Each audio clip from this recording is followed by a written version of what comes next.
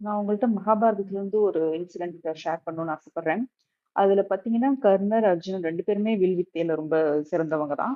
இருந்தாலும் கர்ணர் எப்படின்னா, அவங்களுக்கு கர்ணனுக்கு எப்பவுமே அர்ஜுனோட பெஸ்ட் ஆகணும், பெஸ்ட் ஆகணுங்கிற எண்ணம் இருந்துகிட்டே இருக்கு. ஒரு போட்டி மனப்பான்மை அவருக்கு இருந்துகிட்டே இருந்துச்சு. அர்ஜுனோட நம்ம சிறந்தவனாகணும், சிறந்தவனாகணும். அதனாலேயே அவர் கத்துக்கும்போது கூட அவரோட மனசு அமைதி பெற்றதில்ல. அதான் கிருஷ்ணர் ஒரு இடத்துல சொல்லுவாரு.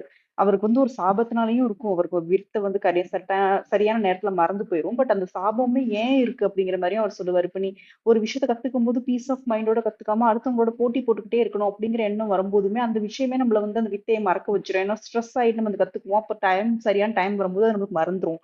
அப்படிங்கிற மாரி ஒரு கிருஷ்ணர் சொல்லுவாரு. அந்த சாபத்துக்குமே காரணம் அப்படிங்கிற மாதிரி.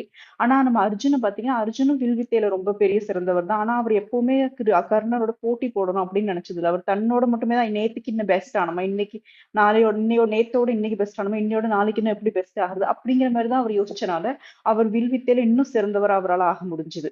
சோ இதுதான் நான் உங்களோட ஷேர் பண்ணணும்னு ஆசைப்பட்டேன். நம்ம எப்பவுமே போட்டி போடணும் அப்படின்னா, நம்மளோட தான் நம்ம போட்டி போடணும் போல அடுத்தவங்களோட போட்டி போட வேண்டிய அவசியம் கிடையாது.